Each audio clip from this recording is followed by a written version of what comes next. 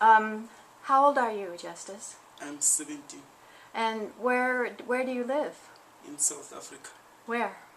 In Mpumalanga province, Bushbuckridge region, Ekonoko. And who do you live with? My parents. Siblings? Yeah, I have 2 siblings and 1 older sister. So you have an older sister and 2 younger ones? Yeah. And do you all go to school? Yeah. Does your family have to pay for school, or is the government pay? The government is paying. Good. And you just graduated from high school? No, I'm still doing grade 12. So you have 1 more year to go. And then what? Then university. And what would you like to study? BCom accounting. And a lot of people in South Africa in the responses said they wanted to be an accountant. Why is that? I don't know. Maybe because it's paying. I don't know.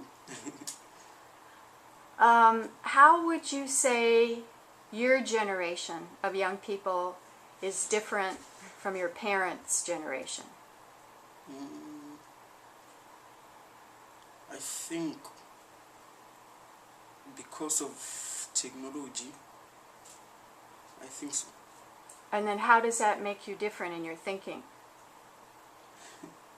I don't know. Do you have access to the internet? Yeah, And do you have it at home or at school? at home. And is it Wi-Fi? Is that how you access the internet? No, I'm using a cell phone. Oh, cell phone. Ah. And what do you do on the internet? Do you play games, or you read news, or both, or what? I've never played games on the internet. I just read news, social networks, everything. So do you have a Facebook page? Yeah, How many friends do you have? about 100 and something. I'm not sure.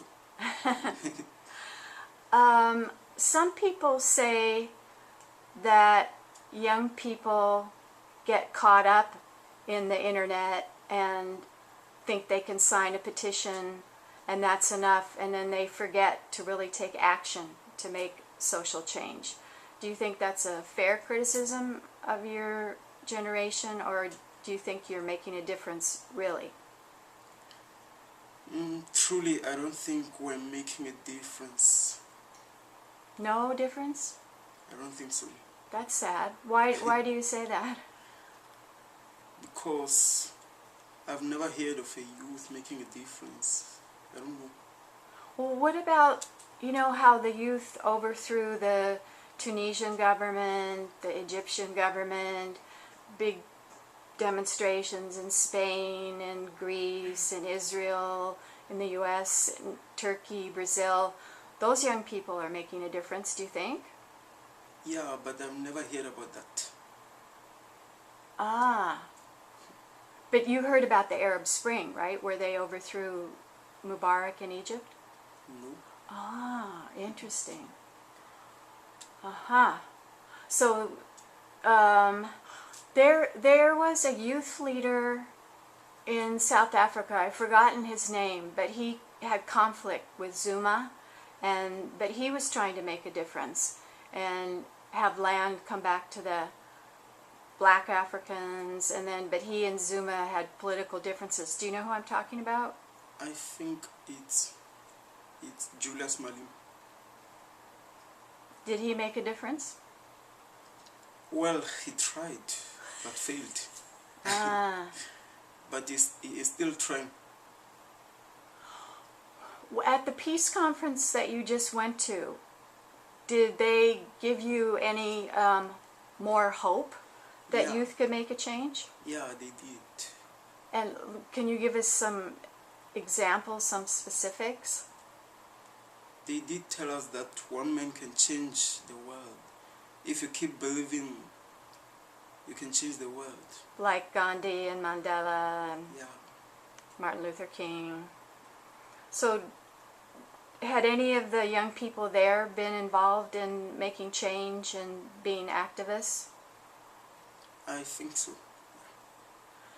Is there anything that you want to do when you get back home, that because of the conference and the new things that you learned? I'm still thinking about that, but I know I will do something. Well, what are possibilities? We're not holding you to this is it, but what are some possibilities that you could do? Well, right now I'm not sure. In your high school, is there a student government? Is there like a student president and vice president? Yeah. You were the president, huh? I am the president. You are the president. Okay. So you're in a good position to make change. So you must have a few ideas. What? Well, first of all, maybe call a meeting with all the students, tell them about my experiences, then maybe start something like an organization. Yeah, I could do that. In your classrooms, do the students ask questions and interact with the teacher, or are they quiet and just take notes? They do ask questions. So you're encouraged to think, not just memorize. Yeah. How many students typically in a classroom? In my classroom we have 43 students. Not bad. And are your teachers well trained? Yeah. And they come to class? Because in some developing countries, the students say the teachers don't come, or they don't really teach, they don't work hard, and they have 100 kids in their classes, so it sounds like your situation is better. Yeah, it is. So you've learned a lot. How much homework do you have roughly during the week, where you have to study at home? Homework? Where you take books home and do lessons at home? I don't know, maybe about 3 homeworks a day. 3 hours a night? I don't understand. Okay, well, here the teachers give you assignments and they say, we want you to do this work at home. Yeah. Do these math problems, or read this book, or do this. So do the teachers ask you to do work at home or not? Yeah, they do. Yeah. So about how many hours a day do you spend doing that work, schoolwork at home? I spend about 2 hours. And do you find that girls have equal opportunity with boys to go to college, to be accountants, to be in government, or is it still that girls are kind of held behind, like around the world they are? Well, they also have the opportunity. And what's your older sister doing? She's doing marketing in university. She's studying marketing. Yeah. So South Africa, do you want to get that? South Africa has the highest rate of AIDS, HIV/AIDS in the world. And what do you hear from the government about what they're doing to keep people from getting sick? Well, they just like promote these campaigns. Yeah. To educate people? Yeah. To use condoms, and does it work? I don't know, I think so. So if tomorrow we did a coup and we said, Zuma, goodbye, we're putting Justice to be the president of South Africa, what kind of changes would you make?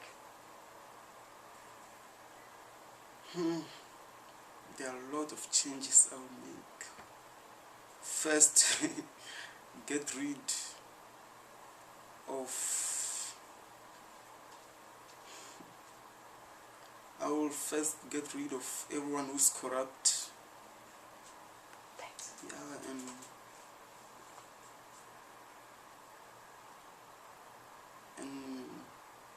I will will not make empty promises.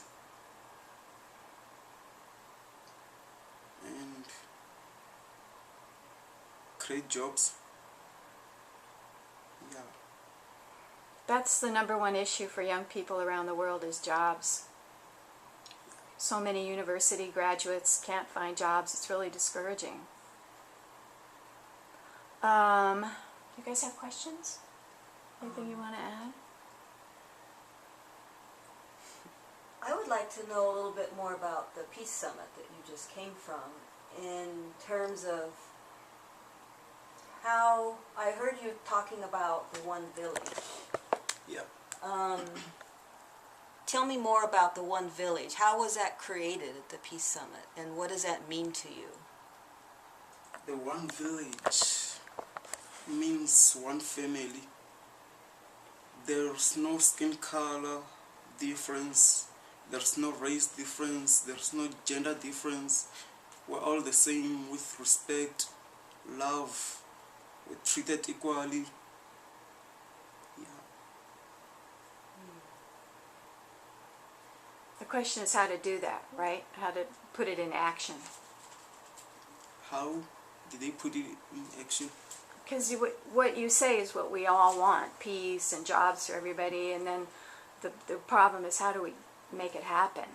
Right. So how you would how you would make this happen afterwards, and how the people that you met, that your one family, how they will do that same thing going back to their home,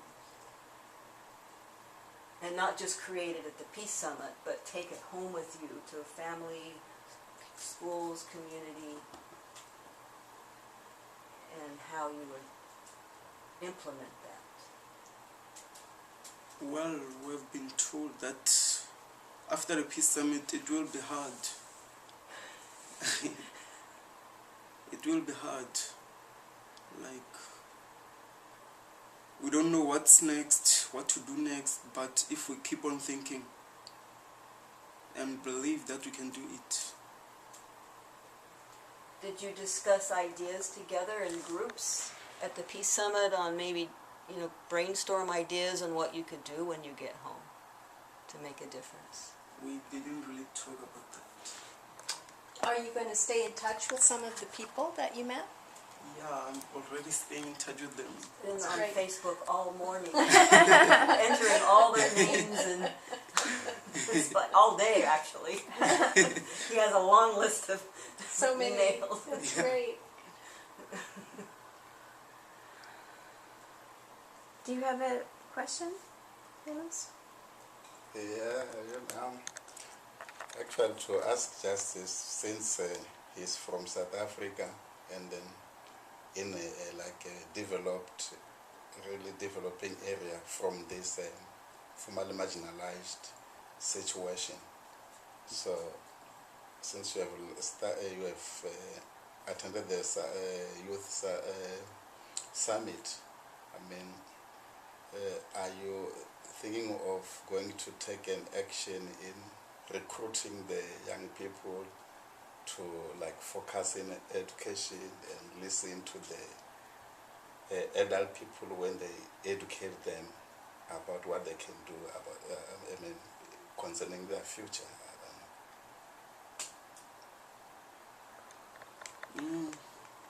Yeah, I will do that. And one thing they taught us is that peace starts from within.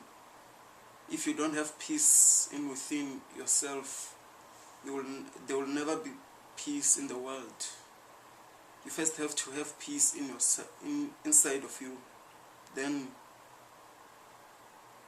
and you have to give what you want the most. If you want love, give love. If you want respect, give respect. Phyllis, could you address that question of how Justice's generation is different than yours? When you see the young people, what do you notice how they're changed, if you have noticed a change?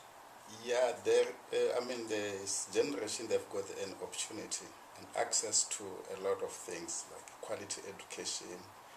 And then now what is needed is a listening skill. Since he was talking about the village, in our culture, in our generation, we used to understand that it takes the whole village to raise a child.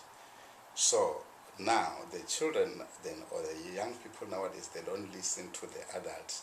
They don't respect. Even if he see an adult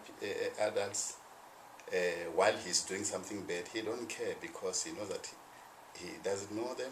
It's not his parents. But in our generation, when we see an elder person coming by, if you were doing something wrong, you make sure that she or he must not see what bad things you were doing, because definitely once he saw some mistakes, he's going ahead of you to tell your parents that your child was doing that, and then it means that it's an issue of punishment. So that creates a discipline in our generation. But the problem is that we didn't have an access to the quality education, even to have access in a lot of things, like what they do now. They have got access to a lot of things.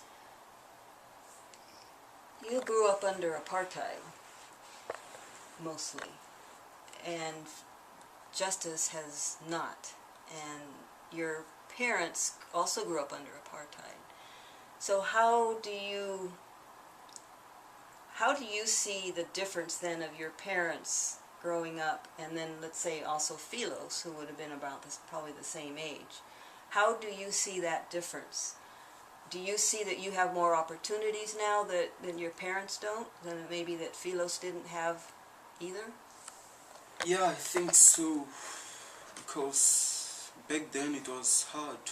The apartheid era and everything, there were no opportunities. And right now we have so many opportunities. Yeah, I think there's difference. What about basics like water? Do you have running water in your house? Is it clean and good? Yeah, we do. And where does it come from? It comes from it's a dam. It is owned by the government. Because Jeanette said some people have to go get water in a wheelbarrow in a big container to bring the water to their home. Yeah, there are some areas that they are still struggling with running water. Actually, many areas. Yeah. Wouldn't you agree? Yeah, I can say in many areas, but where Justice lives, during my time, we used to struggle to get water. So now, in their time, they have got taps. They can even they've got water in their yard. We didn't have that access of water. So, of which this kind of development is taking place in some rural areas. And is that it's because the situation was so bad, it's really difficult for the new government to implement to deliver the service to the formerly marginalized people, because we are talking about plus minus is 70% of black community who didn't have access to the water, now of which now they are getting water step by step, of which now they are getting water from, as he's saying, from the dam, from the reservoir, because the government has built, local government has built this big reservoir which is supplying the area, but they are still trying to just push ahead to supply some other villages. There are some other villages which it will really take time for them to get access to the water, to get water. Justice, you live very close to Tinswallow Hospital, which is not that far from the town part. So maybe that is why you have water, because they're supplying water to the hospital and the town, and maybe you're part of that. Do you think that might be it? I think so. Yeah, I think so. So do you have a tap inside the house, or is it outside? It's outside. So you have an outside tap. So to take a shower, you go outside? No. if you want shower, then you have to like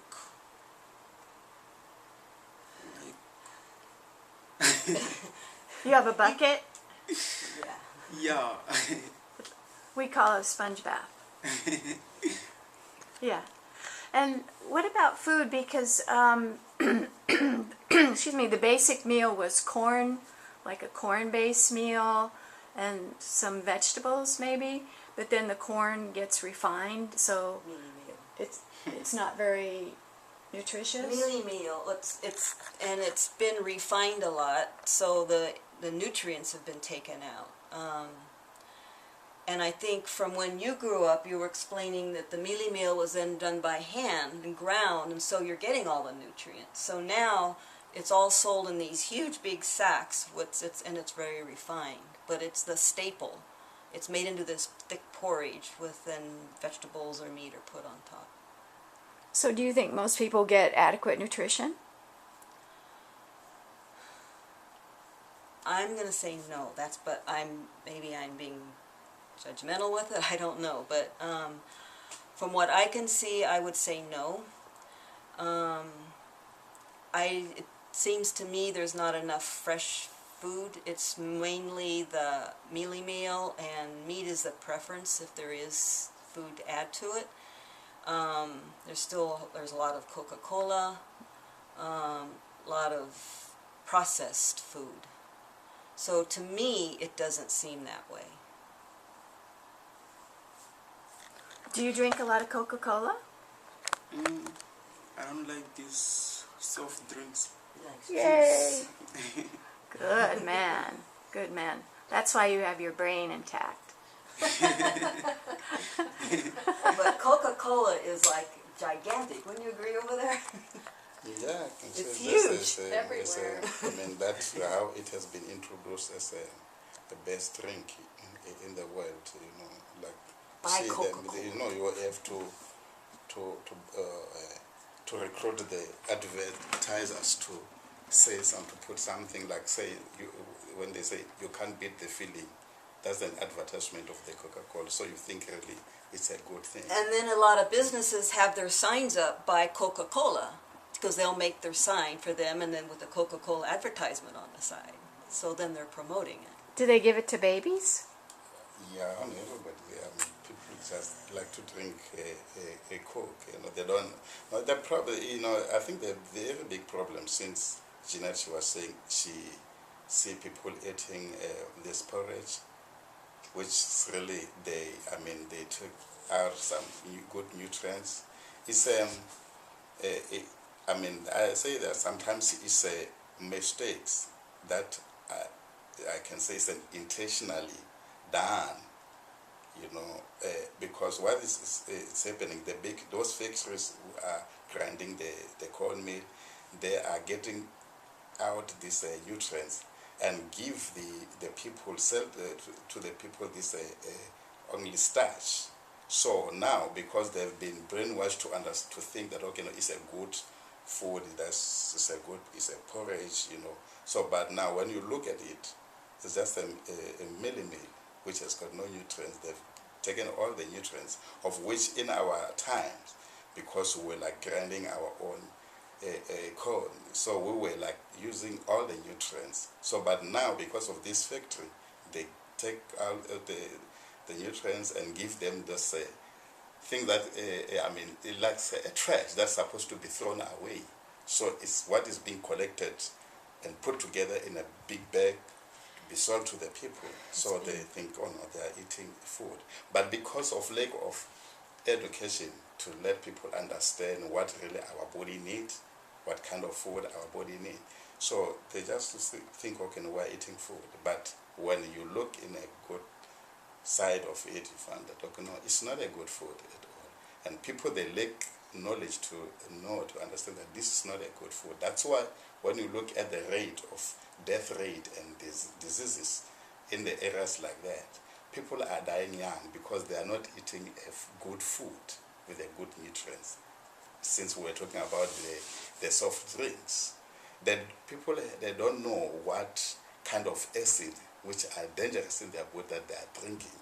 But once they get educated to trained to be taught about that. So they will take precautions that, okay, no, we shouldn't drink this. We should be drinking a good water. Even the water that we are saying that, people are being supplied with the water, because we are talking about the water that has got this, what do you call this, chemicals. Chlorine. Chlorine and all this, So, but now because people, they don't have ideas that the very same thing that is being put to say they are cleaning the water is something that is bringing the diseases and the sickness to the people. So that's why many people are dying young now. So, Okay, we have a project for you then. You can do health. You could do health education for how to have strong body and strong mind. An anti-Coca-Cola campaign. Is that a good idea? Yeah. Because it's simple and people get it. How do we develop strong body, strong mind? obesity, diabetes, high blood pressure, heart disease, are cancer, and besides AIDS, are the killers. I mean, the ones that really get people over there at very early ages. I've read 2 articles recently that seem legitimate, that are saying that the government in South Africa has approved all of the corn, the mealies, that are made into mealie meal, they're all GMO. And when I read that, I thought, oh, this can't be true, because that is just mass Destruction. destruction to everyone. I mean, everyone eats mealie meal over there. Everywhere. Wouldn't you agree? Yeah, everywhere. But you have to look at the area, the directions where this kind of food are being directed to. We're talking about the food, kind of food that are being directed to the people that's got no knowledge of what they are eating. But the people who knows exactly, they don't buy that, they don't eat that. They buy their food in a very good stores, and then they know what they are buying. So the people in these other areas which food are being directed to, they don't know anything, they just... So the poor get sick and the rich Yeah, the are poor okay. get Well, sick, and the rich, they... Just like yeah. here. It's the same. You see, this is a world, it's a global problem. Even if you can look all around, it's just a global problem. We are talking about here in the U.S. Okay, the very big people who are supplying the community with this food, it's a few people who are like having an access to make big farming. But if you check on what kind of product that they are farming and supply to the people, Oh, right. that's the problem. When you look at themselves, they don't eat those kind of things that they are giving to the people. Right. Yeah, they don't eat that. Okay, we have a project. Do you agree? Really? I want to. I'm excited to hear about this. That you're going to go home and start a campaign for health education. Do they teach health in the high school? Is there a health class? No. Okay, then it's up to you, Justice. That was one of the things we had been doing with schools, with growing organic foods, trying to promote organic gardening. And then you need water to do that. And the whole issue with water was huge. It was one reason when we got funding, we put in wells, boreholes. And then we also did this trainings with eating healthy food. So there's a curriculum available. You don't have to start. But it's a mind-boggling. I mean, there's just so much to deal with. I mean, it's huge. It's because it's a mindset. It's a culture of this is what we eat, and of trying to introduce something different, and then to have even money to get something different is challenging. You're nodding your head. Yeah, I agree. Justice, is there anything else that you would like to say, have people know about youth or South Africa or the conference or where you're headed as a outstanding leader? Well, about the conference, it was amazing, and everyone was just friendly. We're like a big family, an international big family. I wish it stays that way. Thank you.